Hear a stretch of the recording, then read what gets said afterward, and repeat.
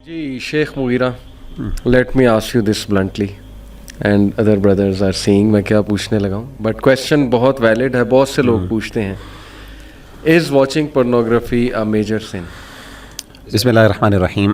علی بھائی، امام Ibn Hajar al Haytami 10th century of Islamic calendar یہ اسکالر ہیں، اور انہوں نے باقاعدہ میجر سینس کو لسٹ ڈاؤن کیا، اور ان میں سے انہوں نے ایک میجر سین جو ہے وہ کسی نان محرم کو شہوت کے ساتھ، یعنی ڈیزائر فل یا لسٹ فل نظروں کے ساتھ دیکھنا، اس کو کنسیڈر کیا.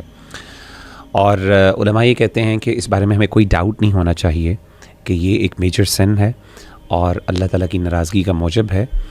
اور اگر کسی بندے کے ذہن میں یہ خیال آئے کہ یہ کوئی مائنر سن ہے، تو علماء کہتی ہیں اس کو اپنے آپ کو یہ کہنا چاہیے اور یاد دلانا چاہیے کہ ایون اگر آپ اس کو مائنر سن بھی کنسیڈر کر بھی لیں، پھر بھی کسی چیز کے بارے میں کنسسٹنسی مائنر سن کو میجر سن بنا دیتی ہے. تو اس میں خلاصی والی بات یہ ہے کہ اٹس اے میجر سن، اور میجر سن وہی ہے جس کے لیے کوئی نہ کوئی سزا ہے قیامت کے روز. اور آبویسلی یہ جن گناہوں کی طرف لے کے جاتا ہے وہ اتنے بڑے بڑے گناہ ہیں کہ دے آر آف کورس سبحان اللہ. اس پر میں آگے بھی ڈسکشن ہوگی کہ اللہ نے جو سزائیں ان کے لیے رکھی ہیں سبحان اللہ، وہ ہم امیجن نہیں کر سکتے. سو آئی تھنک دس از اللہ اکبر. تو لیکن چلیں ہمیں سمجھ آ گئی یہ میجر سن ہے، but so many people are involved in it, so many people as if کہ ہر گھر میں آگ لگی ہوئی ہے. بلکہ مجھے وہ ایک ویڈیو بھی یاد آ گئی، ایک پیٹ گوٹ کے نام سے ویڈیو ہے یوٹیوب پہ، اس میں انہوں نے کچھ ڈرائنگز کے تھرو سبلیمنل میسیجز دیے.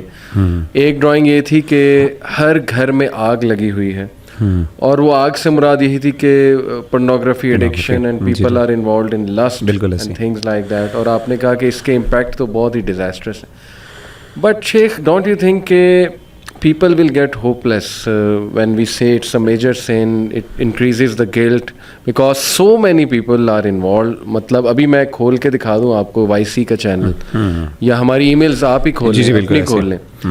میرا تو خیال سب سے زیادہ یہی ایشو آ رہا ہے. تو what to do؟ آگ لگی ہے، ہر جگہ آگ لگی ہے. اچھا علی بھائی، اس میں نا جو آپ نے ہوپلیسنس کی بات کی نا، میں بالکل سمجھتا ہوں اس بات کو. ہوپلیسنس عام طور پہ بہت زیادہ پائی جاتی ہے لوگوں کے ہاں، اور خاص طور پہ جیسے سوالات ہوتے ہیں، کویسچنز ہوتے ہیں اس حوالے سے. اور میرا خیال ہے کہ وہ ہوپلیسنس کے پیچھے ایک فالس نوشن ہے، اور وہ فالس نوشن اور بلیف یہ ہے کہ ہم اس کو کنٹرول نہیں کر سکتے. میں ایڈکٹ ہو چکا ہوں. میں ایڈکٹ ہو چکا ہوں. یہ ہمیں نا یہ تھنکنگ چینج کرنے کی ضرورت ہے.